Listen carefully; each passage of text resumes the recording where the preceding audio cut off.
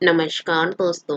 आज मैं सोमवार व्रत कथा लेकर के आई हूँ। कथा को अंत तक जरूर सुनिएगा। किसी नगर में एक धनी व्यापारी रहता था। दूर दूर तक उसका व्यापार फैला हुआ था। नगर के सभी लोग उस व्यापारी का सम्मान करते थे। इतना सब कुछ संपन्न होने के बाद भी वह व्यापारी बहुत दुखी था, क्योंकि उसका कोई पुत्र नहीं था, जिस कारण अपने मृत्यु के पश्चात व्यापार के उत्तराधिकारी की चिंता उसे हमेशा सताती रहती थी। पुत्र प्राप्ति की इच्छा से व्यापारी प्रत्येक सोमवार भगवान शिव की व्रत पूजा किया करता था और शाम के समय शिव मंदिर में जाकर शिव जी के सामने घी का दीपक जलाया करता था। उसकी भक्ति देखकर माँ पार्वती प्रसन्न हो गई और भगवान शिव से उस व्यापारी की मनोकामना पूर्ण करने का निवेदन किया। भगवान शिव बोले, इस संसार में सबको उसके कर्म के अनुसार फल की प्राप्ति होती है। जो प्राणी जैसा कर्म करते हैं उन्हें वैसा ही फल प्राप्त होता है।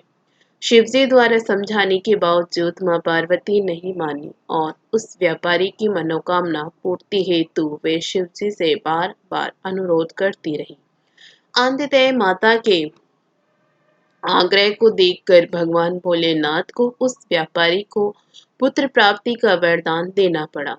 वरदान देने के पश्चात भोलेनाथ मां पार्वती से बोले, आपके आग्रह पर मैंने पुत्र प्राप्ति का वरदान तो दे दिया, परंतु इसका यह पुत्र 16 वर्ष से अधिक समय तक जीवित नहीं रहेगा। उसी रात भगवान शिव उस व्यापारी के स्वप्न में आए और उसे पुत्र प्राप्ति का वरदान दिया और उसके पुत्र के 16 वर्ष तक जीवित रहने की भी बात बताई। भगवान के वरदान से व्यापारी को खुशी तो हुई, लेकिन पुत्र की अल्पायु की चिंता ने उस खुशी को नष्ट कर दिया। व्यापारी पहले की तरह सोमवार के दिन भगवान शिव का विधिवत व्रत करता रहा।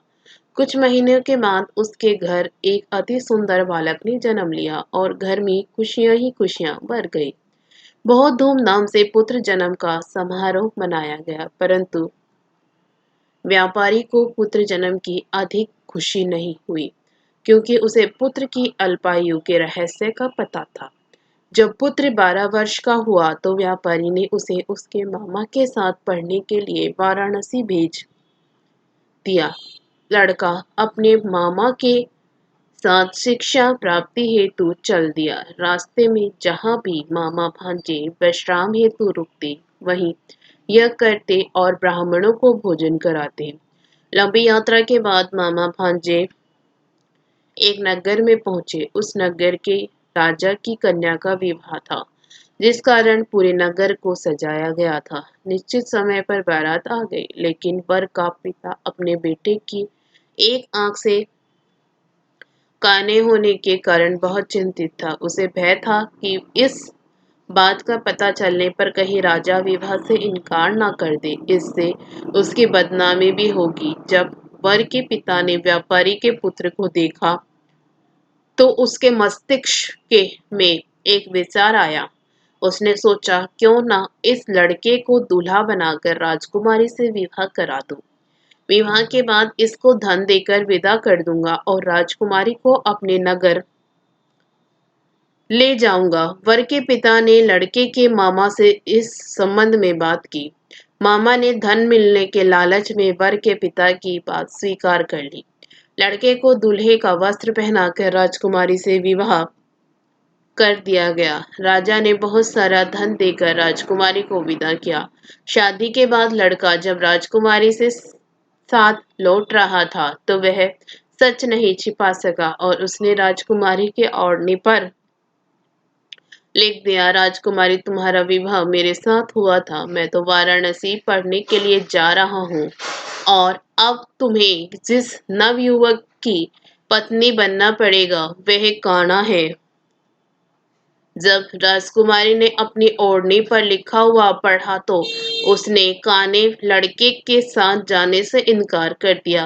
राजा को जब ये सब बातें पता लगी तो उसने राजकुमारी को महल में ही रख लिया। उधर लड़का अपने मामा के साथ वाराणसी पहुंच गया और गुरुकुल में पढ़ना शुरू कर दिया। जब उसकी आयु 16 वर्ष की हुई तो उसे ने यज्ञ किया। यज्ञ की समाप्ति पर ब्राह्मणों को भोजन कराया और खूब अन्न वस्त्र दान किए। रात को वह अपने शयन कक्ष में सो गया। शिव के वरदान के अनुसार शयनावस्था में ही उसके प्राण पखेड़ उड़ गए। सूर्योदय पर मामा मृत भांजे को देखकर रोने पीटने लगा। आसपास के लोग भी एकत्र होकर दुख प्रकट करने लगे। लड़के के मामा के रोने विलाप करने के स्वर समीप से गुजरते हुए भगवान शिव और माता पार्वती जी ने भी सोने सुने। माता पार्वती ने भगवान से कहा, प्राणनाथ, मुझे इसके रोने के स्वर सहन नहीं हो रहे।